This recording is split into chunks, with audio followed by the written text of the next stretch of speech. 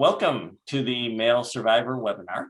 And we apologize this evening. Nola Brantley will not be able to appear this evening due to sudden circumstances that did not leave us time to really even announce it. However, we thought we'd take this opportunity to invite a conversation among us here at the board of MaleSurvivor. And while we're not experts in the topic of trafficking, we do hope at some point in the future to address that subject with experts.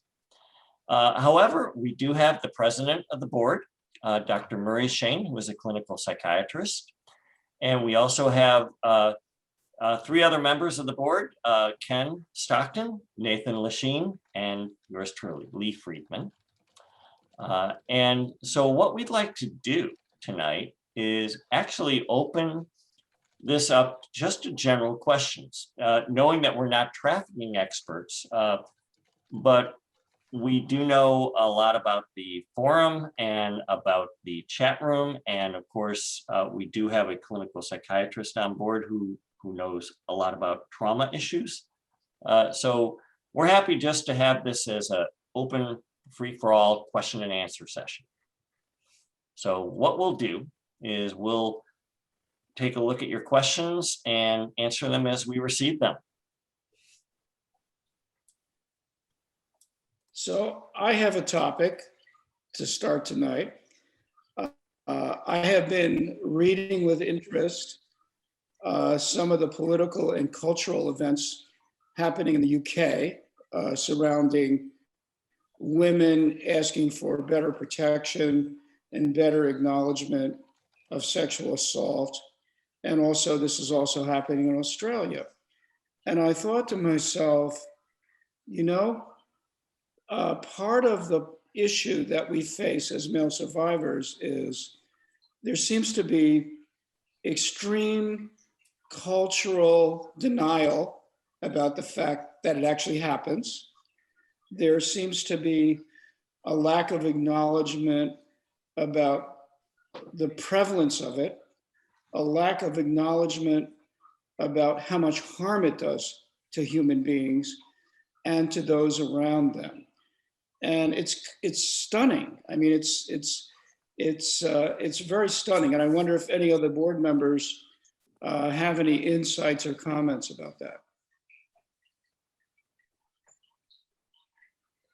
I think that there is a tendency that I've noticed as both a victim and as somebody who's been on the boards and talked to a lot of survivors of, I call it turning of the heads, where people really, a lot of people are reluctant to really look at it.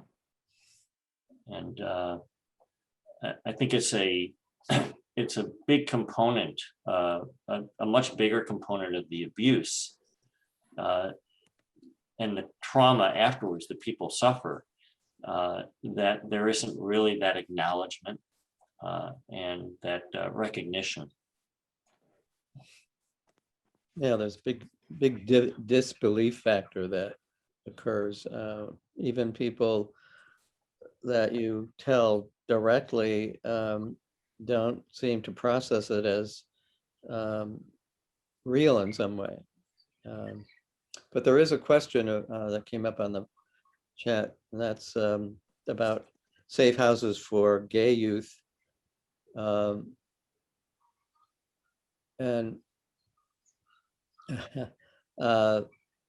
so as far as I know, there are a number of programs that are set up for housing gay youth. There's the program that Cindy Lauper has developed, I think it's the 4 Colors or the Color Tour. And the number of homeless gay youth is an enormous amount, something like 40% of homeless youth, children basically, are gay. And that's a staggering percentage when you consider what the percentage in the population is. And there are some programs. There's one in New York called Trinity House that houses gay youth and provides resources, training, and eventually helps them leave and get independently established. Whether they've been trafficked or not, I don't think is specific for how kids get into that, but knowing that one of the ways kids survive is by basically allowing themselves to be trafficked in one way or another in order to be able to eat and have a place to sleep and, get minimal needs met.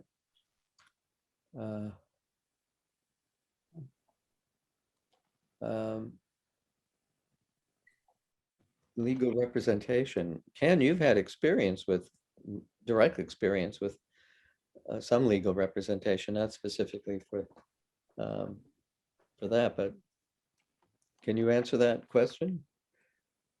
Okay, so the question was specifically finding legal representation in a case where a predator attempted to force another person into sexual activity.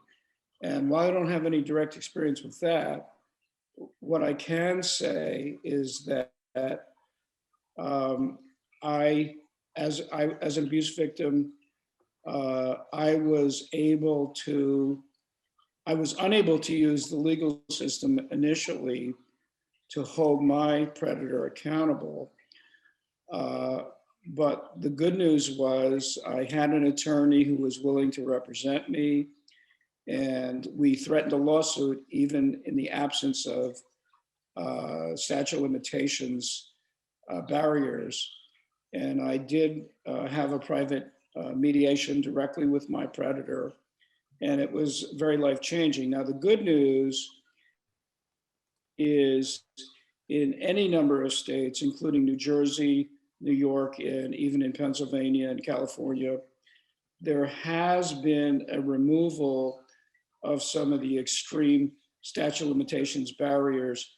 And from my perspective, the more that we can advocate for better legislation, and one of the issues is it takes so long for victims, the average age when a male victim comes forward and acknowledges their own abuse is pretty late in life. And often that's beyond the time when you can seek either civil or criminal accountability toward the predator.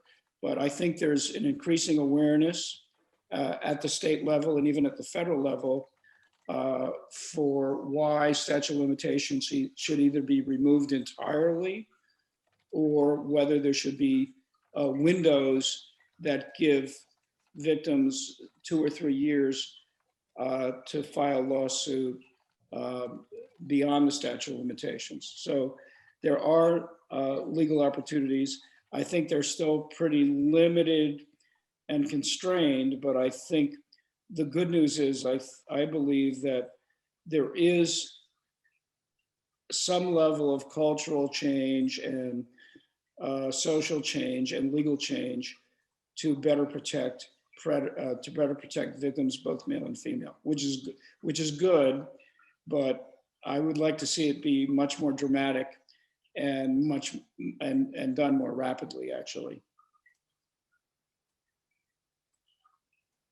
There was also a question about female perpetrators, and I do believe we are hoping or planning to do a webinar specifically addressing that issue. It's far more common than people realize, even when the idea of males being sexually abused at all. But by a female, it's even not often recognized as abuse. A colleague of mine, when I first got involved with MaleSurvivor, and I was telling him about a patient I was working with who was abused when he was a boy, underage, by a friend of his much older sister.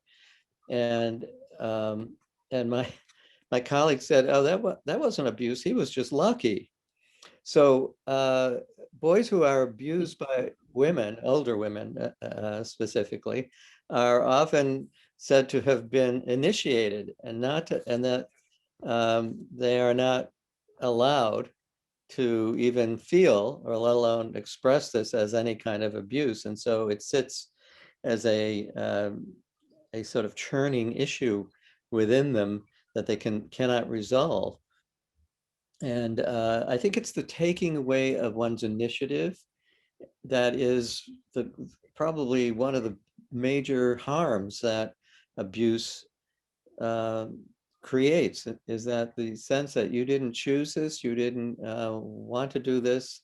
And it's even a problem for some gay men who were abused by, say, a male.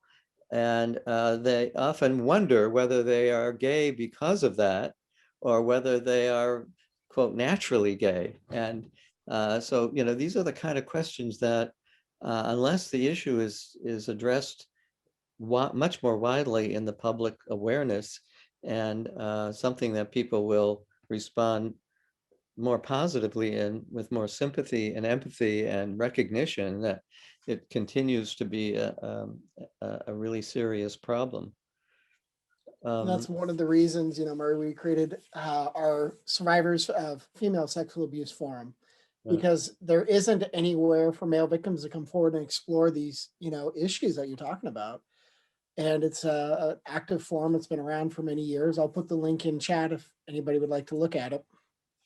It's interesting. I think this circles back to Ken's point earlier about how we create ways of not really looking at these things. Because with male victims of female abusers, we call it like initiation. Male victims of male abusers who may be questioning their sexual identity, we talk about it with words like recruitment or initiation. And really it's a way of not looking at what it really is, which is a violation of boundaries and of the sanctity of the individual. Yeah. So I just wanted to kind of highlight one of the real values of MaleSurvivor.org and what we do. And Nathan, you can probably speak to this, but because of this sort of cultural denial and lack of understanding about it, a lot of times victims feel alone. They don't feel connected. They feel like this is something that happened to me. I have to be quiet about it. I have to have shame about it.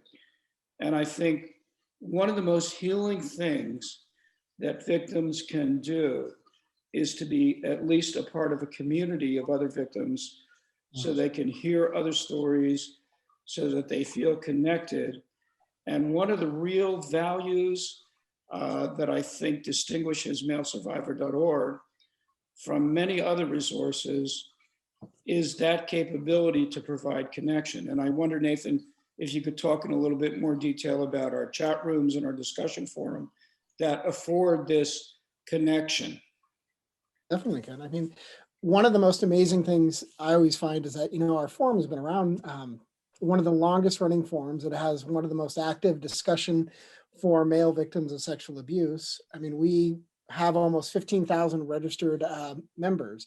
We serve over 200 countries.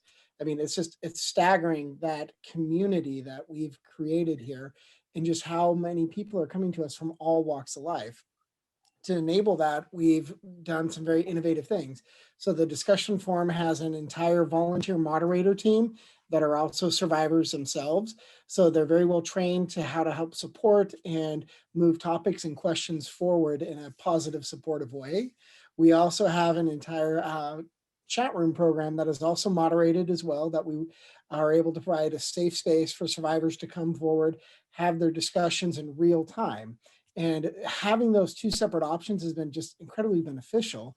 And we've seen over the years that the discussion forum has been a place of incredible healing, when posts from 5, 10, 15 years ago are still being commented on. Survivors are still coming forward and going, hey, I feel the same way, or I went through something just like that. And it's amazing to see how everybody just comes together to really support. because that was one of the first things that's taken away from us as a survivor is our voice, our ability to express ourselves. So I encourage you, if you haven't looked at the discussion board, to really deep dive into it and take a look. We break it up by different categories as well, because we have military survivors, we have men that are abused as adults, we have men that are abused by female perpetrators. And these are all topics that aren't discussed widely, even within the survivor community itself. So it is just a powerful healing place to come. Yeah, We go back, the threads, the conversation threads go back to, I believe, 2009. So these conversations remain, and they can be picked up at any point. And there's almost no topic that has not been discussed at some level. Yeah, interesting. We do have a lot of questions. I think maybe we should see how many of these we can get through. Okay, I'm going to start out with one here. I am a very new victim advocate, and recently was approached with a group of friends that said, quote, "Do men really get sexually assaulted though? This cultural difference is new to me, and I wasn't aware that this was such a widespread issue. As survivors, what is the best way that you think I should respond when approached with this mindset?"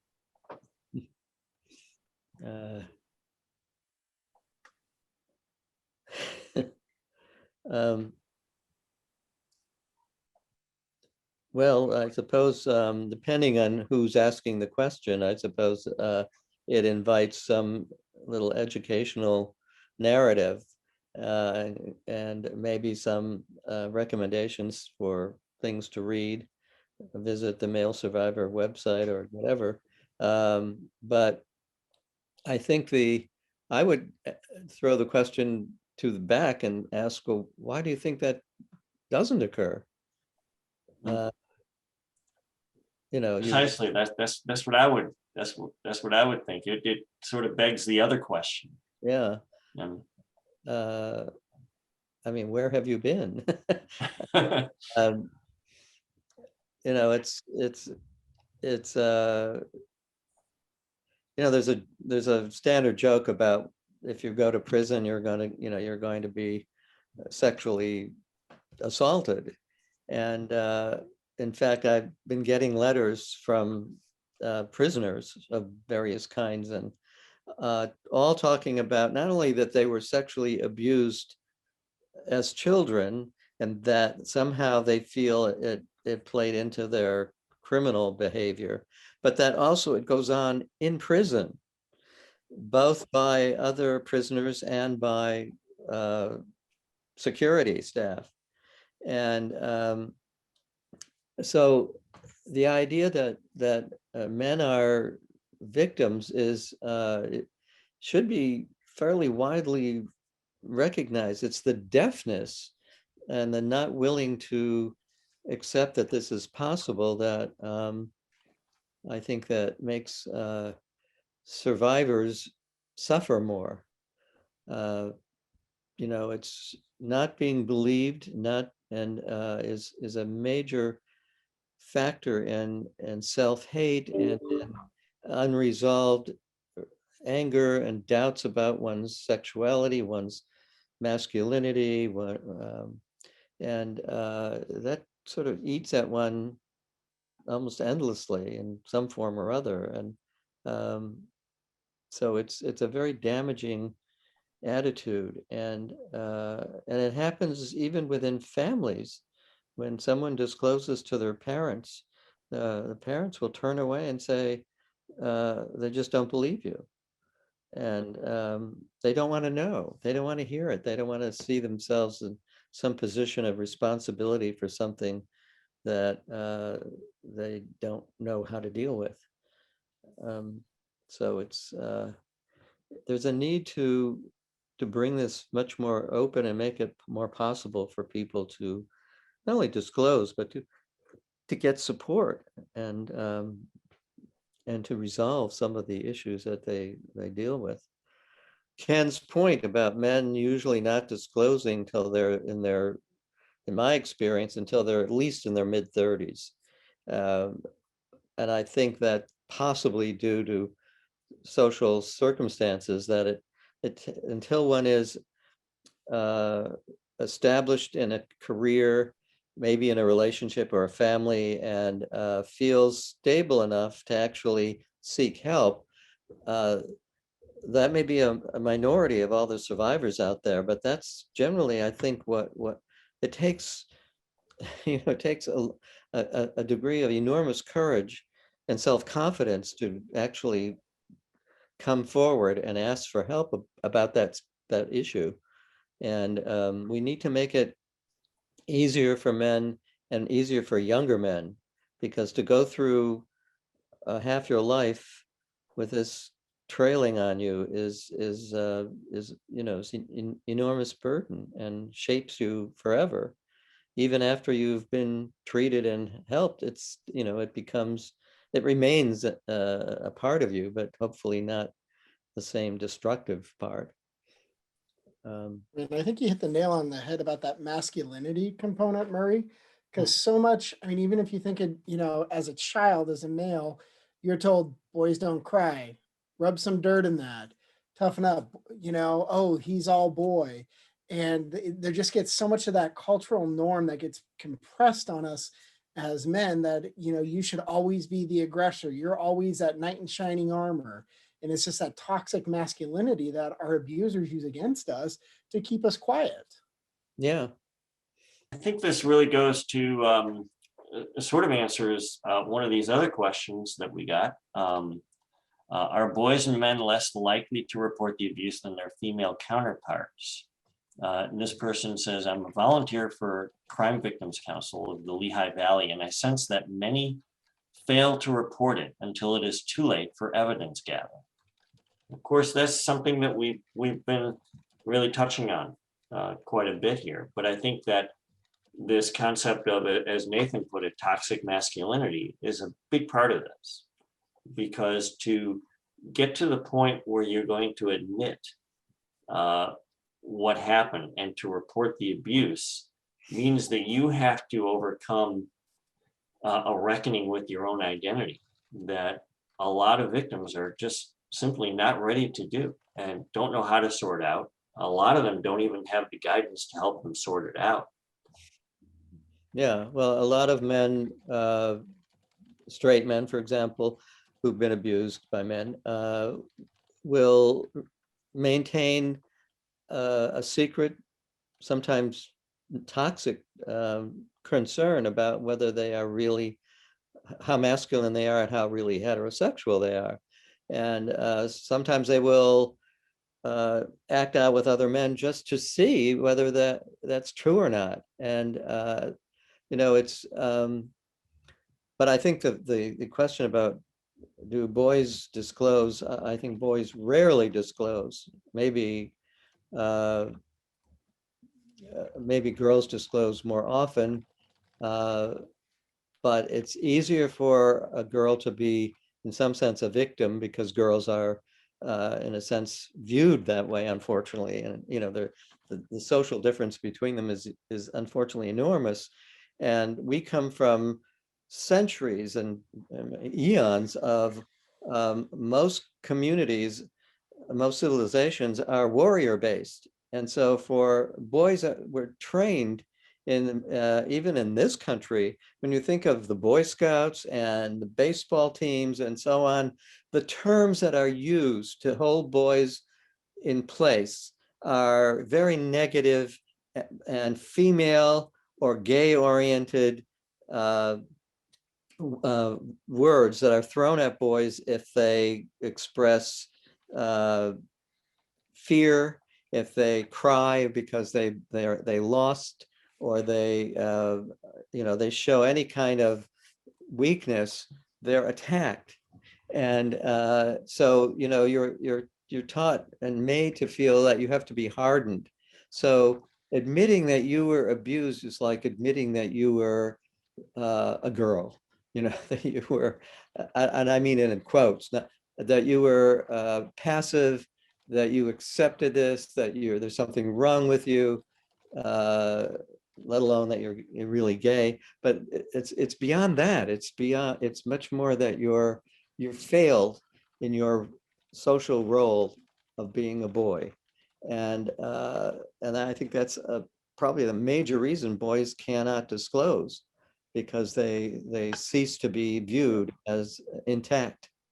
Girls can be seen as having been victimized and so on, but they don't suffer, I don't think, the same degree of uh, a kind of being written off.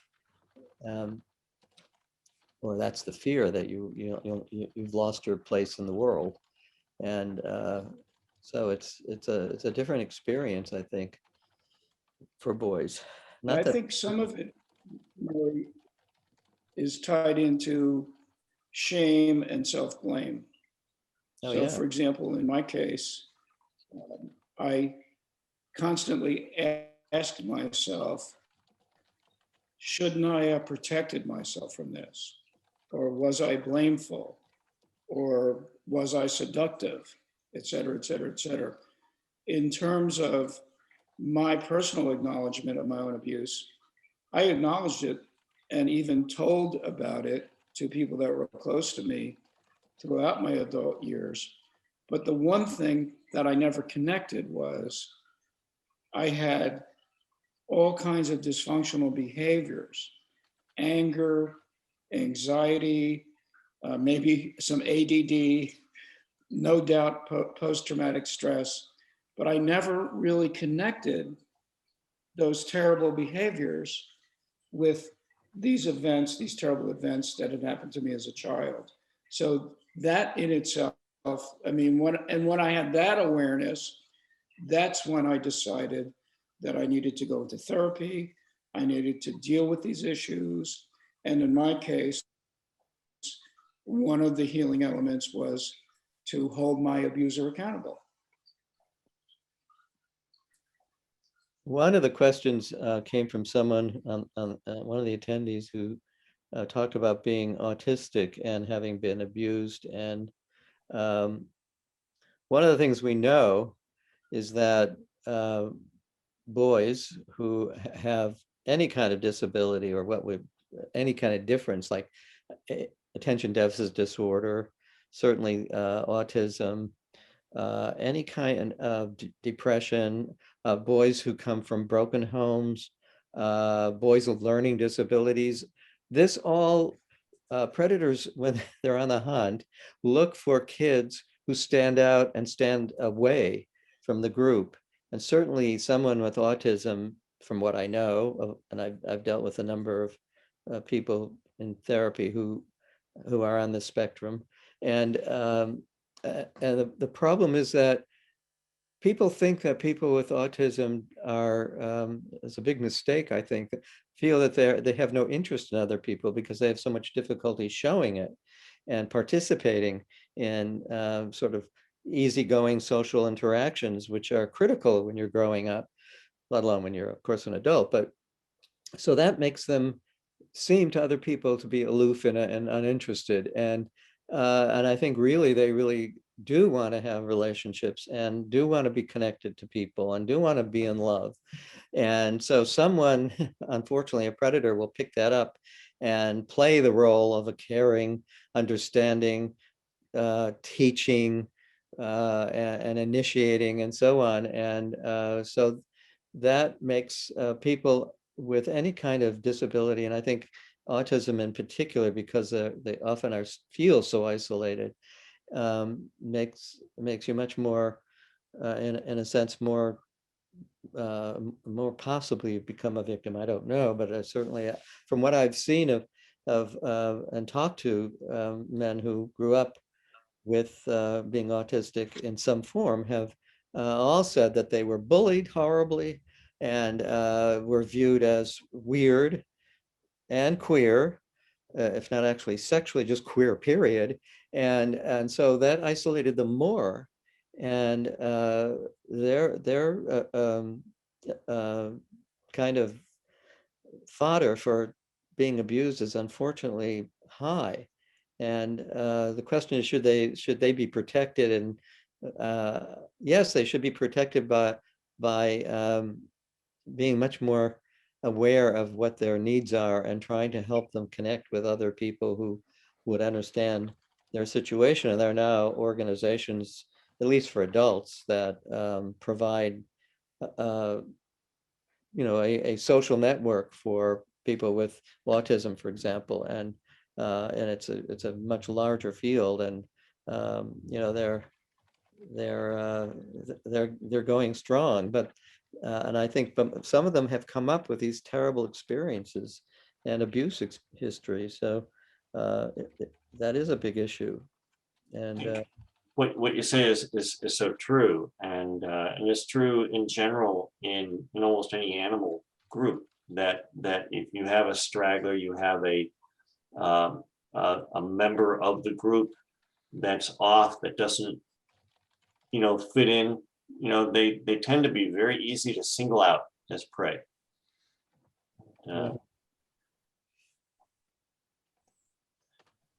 So we have some other questions here. Good question.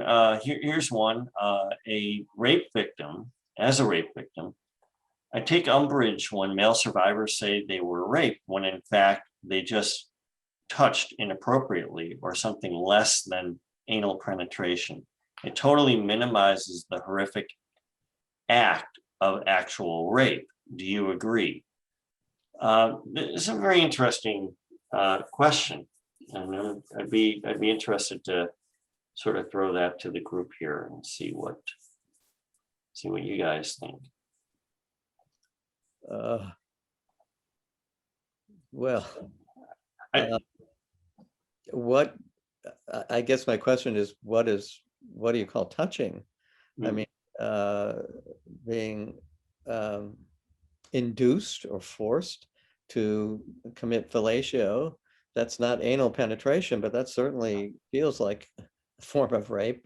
But I think that anything that feels like a violation and feels like it has ripped apart your identity, your confidence, your security, and your sense of who you are, is in a sense, I think, in other languages, rape comes across as the word violation, and I think violation can be it's how you experience it, not so much what was happened. I think so. I wouldn't say that anal sex is any forced or whatever is necessarily worse.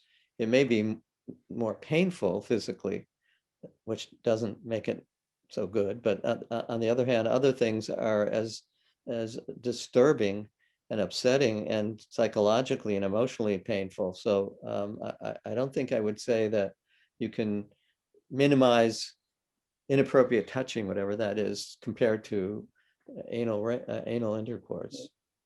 Yep, I agree, and I think that that when you said it really is in the way it is perceived by the victim is really true. Because we have to remember that we're talking about the victim's voice here, and not so much about somebody who is looking at it and saying, well, that's sex, that's not sex, and just boiling it down to mechanical terms, where really what it really is it's a boundary violation, and we have our boundaries and we have our personal space.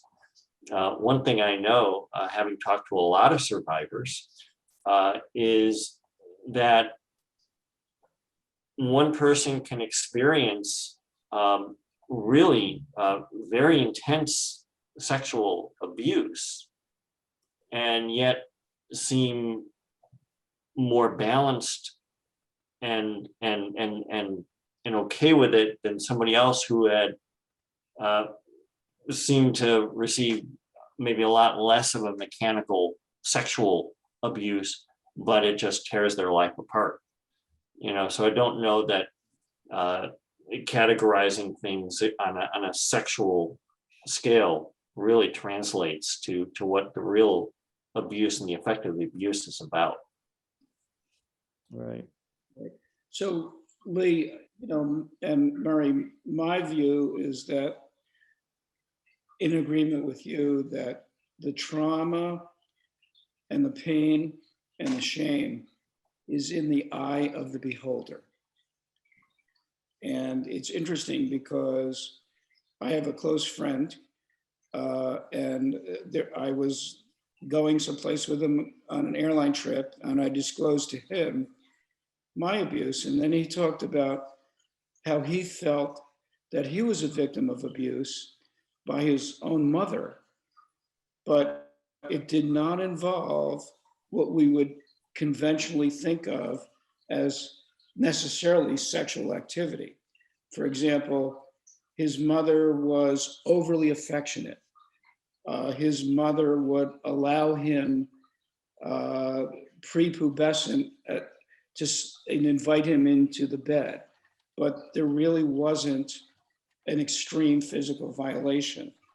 But he experienced very extreme feelings of violation because of this.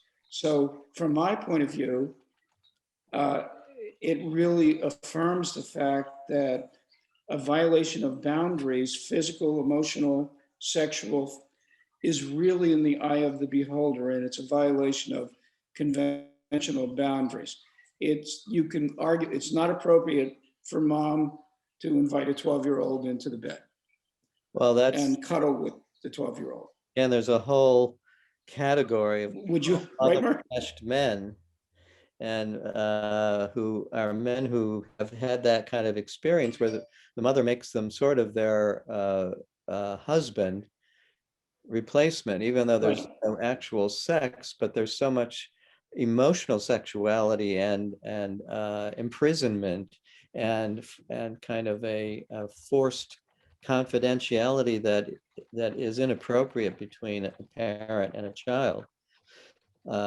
One of the things we didn't talk about, and when or I didn't mention about the difference between various forms of physical forms of abuse, is that one of the things that many perpetrators, especially pedophiles who do it more often, and also women, they recognize that they can arouse a male, they can excite a male while they're abusing him to have an orgasm. And this creates a tremendous confusion and turmoil because say you were abused when you felt sexual pleasure. And certainly pedophiles and perpetrators will say, see, you enjoyed it. And the same thing with women, including kids in college. Women will basically arouse a guy and get him to have an orgasm while they're sexually forcing him to have sex, and it's very difficult for him, let alone for anyone else he tells about, to reconcile. Well, that wasn't abuse. You just had sex with someone maybe you didn't want to, but you did it. So it's a very confusing part of the whole male sexual abuse issue, really. And I think it's important to also know that a lot of guys who have gone through that and go through it not only as kids, but as kids who are keeping a secret. So they're not getting any help or guidance from anybody on that. And they're trying to deal with this, reconciling this all by themselves with the toolkit of maybe a 13 or a 14-year-old. Even younger. Or younger, as an example. Boys can be manipulated into having orgasms even before they're pubescent. I don't know if I don't think people do use the same response with girls, because it's not something that typically is viewed as an outcome you can bargain with or manipulate with. And it wasn't until early 20th century, late 19th century, that women, at least middle-class women, were thought to actually ever have orgasms.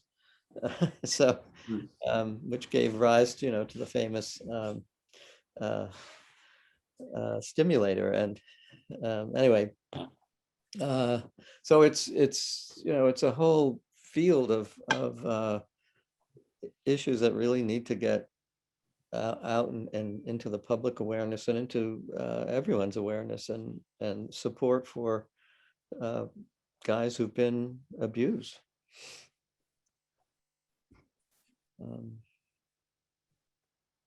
There's a question here, and while we're not experts in trafficking, it's an interesting question, and I think it does bring up a point that might be worth discussing. Is there such a thing as covert trafficking? And my way of approaching that question is, well, first of all, I don't know. I'm no expert in trafficking, but I do know that there is a transactional nature to a lot of the abuse that we experience as kids. And I think we just lost Ken. Yeah. I know his connection was a little unstable. He'll probably be back on. But I do think that there's a transactional nature to abuse, especially when it comes to kids. And then just well, it's interesting that there was a study done a few years back through somebody at John Jay College on boy prostitutes, essentially, and that is, underage boys. And what was interesting about that is that, unlike girl prostitutes, boys you cannot differentiate them from boys in the same community. They dress exactly the same, and they have this, basically use the same language. They're not wearing little skirts and high heels and all made up. They're not they don't look like streetwalkers, but that's exactly what they are. And all of them, like the women on the streets, all have, I guess, what you call pimps. So they're being trafficked. But it's really below the radar. And so I don't know if you would call that covert trafficking, because it's often not even shared between boys who are actually being trafficked and other boys. They're often isolated so that they don't know that they're part of a posse run by the same man or group of men. And I don't know if it's the same with women, or girls, but I think that with boys, that it's kept much more covert, so that it's very difficult to to locate them and help them, because unless they come forward, and often it's too dangerous for someone who's being trafficked, because they could be punished, they could be killed, they could be isolated more. So it's a really big issue, and so it's something we hope we'll be able to address, and we definitely will have a full-blown webinar on trafficking in the future. I think the other thing I'd throw in there, Murray, is it's a lot of groups that even work with victims of sex trafficking are very much focused on female survivors, and to the point they'll even have a female name in their agency name. So there isn't even a lot of comfort or even outreach to male victims of this sex trafficking. Well, I was at a conference in 2018 funded by the federal government, under the radar, because they could not publish their findings because they were afraid of basically Trump. But they had 24 or so representatives of rape crisis centers around the country, all dealing with, this is about male sexual abuse. And one of the problems all of them had was the name of the rape crisis, because many men do not want to see themselves as having been raped. That word for many men carries the negative of it only happens to women. And if I say I'm raped, I'm basically admitting I'm a woman, I'm a girl, I'm not a man. And secondly, the crisis centers all are set up both by their website, their posters, their decor are all female oriented and not, and so plus the people that are on the receiving calls don't know how to talk to or what to say to male survivors. So it's like a closed door, even though there are many, many rape crisis centers, many embedded in judicial systems that cannot reach male victims because of the way that they're marketed and the way they're set up. And so you're right, Nathan, it's a real problem that this group was supposed to start to, we were going to try to address, but unfortunately there was no follow-up. Maybe we can return to that, but so even on the forefront, it's a very difficult problem for men to, to even to report if it's a recent assault. You have to go to the police, and whether you'll be believed or not is a whole issue. As you know, women have a hard time reporting their abuse, let alone men, because there's this common view that someone presented, which is, can males really be sexually assaulted? The police force has that that's built in as part of their issue as well.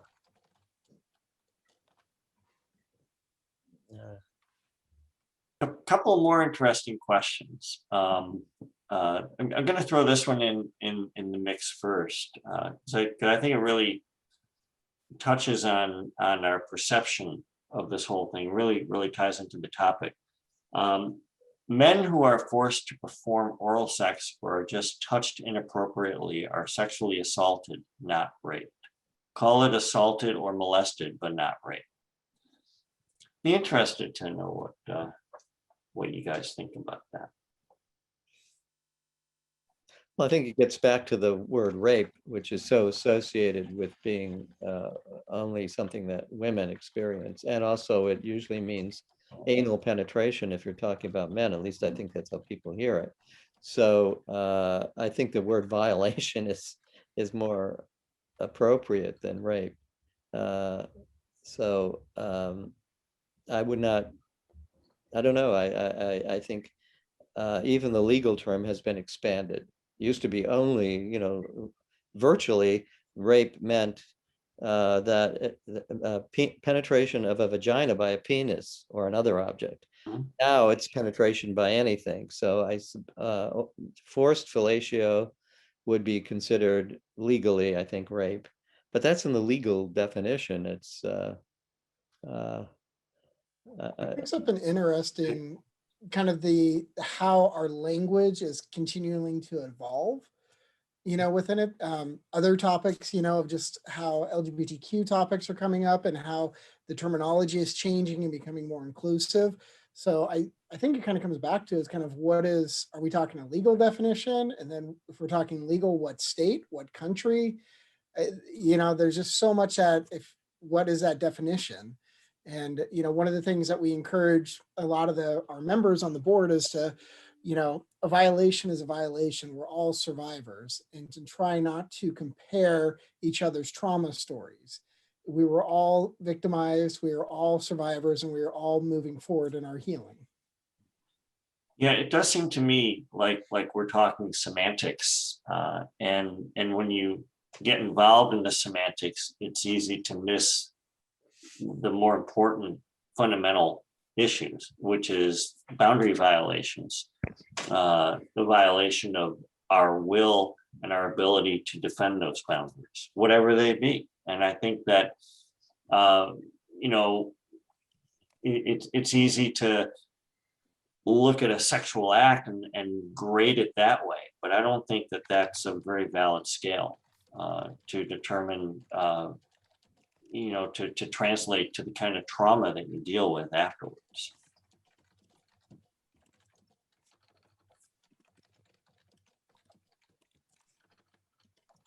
So somebody asked us to elaborate on the transactional nature of trafficking.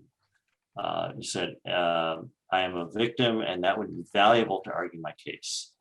And when I talk about transactional nature, maybe I didn't explain it. I'm talking about how it's almost like it's difficult to explain without really sort of stepping into my own experience, but I was one of many victims and many children who were also victimized by this person. I was just one of them. And I realized, and one of the victims was also a family member of mine. So I was very into wanting to protect that person who was my sibling. And so I found that I could trade my own self and protect that person by doing that. And that's what I mean by the transactional nature, is that you look at what can you do to survive this, and what can you do to get whatever it is going to help you survive this better. And I don't know, maybe you guys can comment further. It's a little difficult to explain when you sort of experience it, when you try to explain it. But to me, it was very transactional. It was not as sexual as it was transactional for me as a kid. And I think it very much is a transactional nature. One of the things that I teach out here within the foster care system is that youth will engage in survival sex. They're not choosing to have sex. It's a survival mechanism so they can get their basic needs met. And that's, very much a tit for tat. I'm going to do this. I get this money so then I can buy the food or the shelter or the protection I need to stay safe.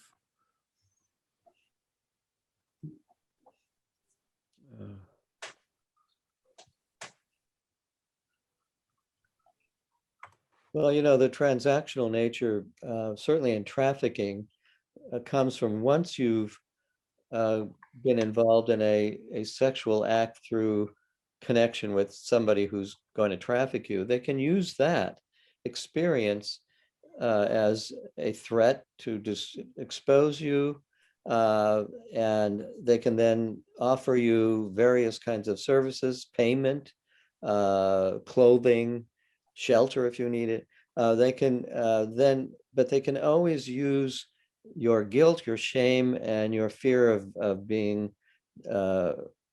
revealed as a method to control you, and you as the victim, as it is, you use your relationship with them as a kind of way of surviving that situation and trying to improve your your life situation, whether it's your need for drugs or the fact that you get to buy stuff that you wouldn't be able to buy, but all of that is you're hidden from anyone else knowing, and that's a big part of what the transaction is based on.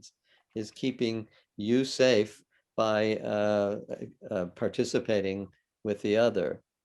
And it includes just being with an abuser. Once they have you once they've crossed that line and they have you doing sexual things with them, that becomes something you have to keep secret, and something that they know they can use to control you, and it's something you can use to benefit yourself in some small way.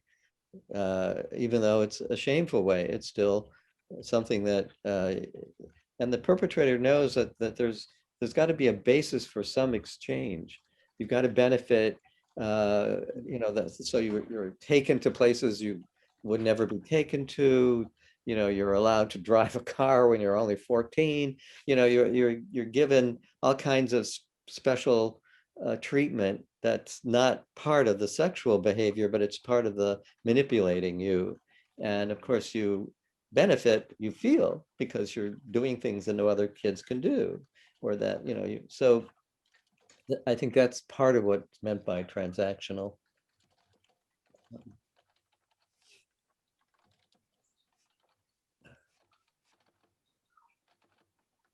Someone asked about building a national or regional male crisis hotline. That was one of the things we were hoping to come out of that roundtable that I talked about between all these rape crisis centers, and was setting up a national resource.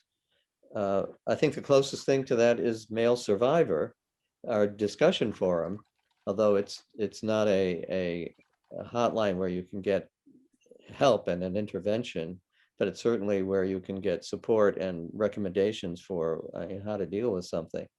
But I think the problem is not only setting it up, but making it reaching survivors. You can't just open a door and say, we're here. You have to really find a way to invite men who've been abused to contact you.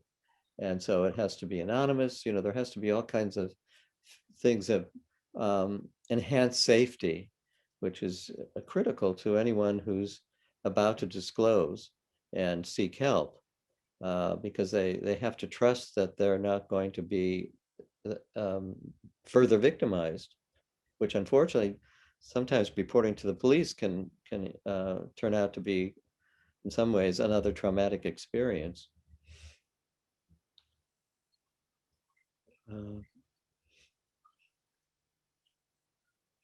What time are we going until here? Are we going till 9:30 or?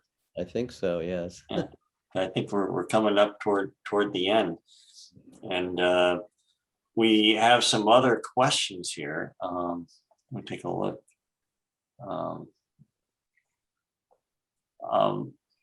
Maybe we can go just a little longer here. There's one question here. I am a victim advocate within the military. Are there additional or other barriers that exist for male survivors within hyper-masculine environments, such as military, police, etc., to seek care and recover? Well, I would definitely say yes. Of a man who his name is John Lay, I think his last name is Lay. And he's, I believe, in Colorado, and he has a contract with the military to basically funnel men who have been abused in a military setting by military personnel to seek help, and I don't know if that's reporting it to to the general, to whoever, but it's definitely a link. And but I don't know what more he's able to do. He actually have invited him to join the board, but he had to get clearance from the officer that he reports to, and so far I haven't heard that he has received that clearance to join our board. It would be very helpful, because the military, as we know, it has many male victims, and it's a horrific place to be when this occurs, as Mr. Mack, I assume, must know. But I don't have John Lay's info right here, but if you contact me, I'll put my contact. And then I'll just add in there that we are actually going to be doing a webinar on sexual abuse within the military for male survivors. So that will be with Brian Lewis, who is the survivor of military sexual trauma and is a attorney and public speaking on this topic. We also run an entire forum dedicated to this topic because there's so much, traumas that are associated, the inability to come forward within the military ranks, the masculinity of our culture where men don't share their feelings, don't share their fears. So it is an incredibly challenging topic, which is why we have an entire forum dedicated to it. Yes, it's I think the number the last time in 2018 I was told was that there were like something like 14,000 cases reported that year, which is not small. That's reported. We know that the number of reported cases is a small fraction of the actual number of occurrences.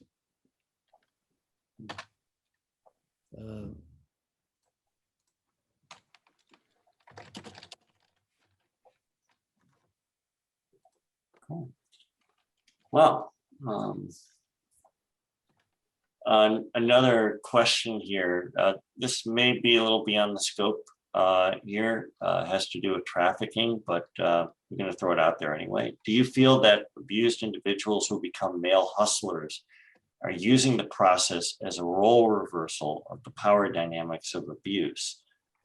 And I think maybe the fundamentals of that question, I don't know if we can really address so much about male hustlers per se, but I would imagine that maybe the fundamentals of that, fundamental underpinnings of the roles might be something that you might have something to say about, Murray. Well, it's unfortunately, it's often the general population's belief that if you were abused, you become an abuser, especially if you were a child and you were abused by an adult, that you will become. In fact, I remember a man coming to a conference who had been himself abused, and when he disclosed this to friends, they would not let him around their children, even though he had never, shown any. I mean, he's not a pedophile, had no interest in it. But so it's an issue for men also why they don't disclose, because people will think, well, he's going to abuse my kids, and this is not uncommon. So it's another horrible block to disclosure and getting support, is that there's a common misbelief. The statistics are very low for men who've been abused becoming themselves abusers. It's just not a role reversal type of situation. The only thing that comes anything close to that is some men become promiscuous as part of their dealing with their sexual abuse, but it doesn't, not with, not with other victims, not with other children or anything, but just in general, that they have a kind of sexual addict behavior, or they become drug addicts, or they become, they act out in order to minimize the pain of what they're internally feeling, and the confusion and the doubt and the shame and so on, that can be drowned out by getting high sexually and so on. So, but that role reversal is just really doesn't occur, but it's unfortunately, a common belief, and one that has to be challenged.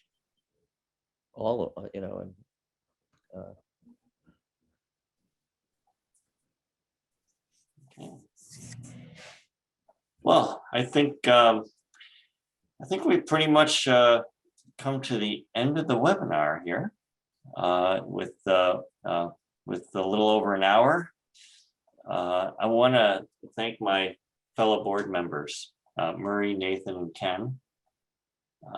And I want to thank all the participants, everybody who asked questions, everybody who just sat and listened. We do appreciate that. Yes, and check out our other webinars. We have a dedicated YouTube channel that has all of them. And this one will be up also to be seen anytime. Once it's edited, it'll be only a few days before it's up, I think. And probably about a week to a week and a half before we get it up on the YouTube channel.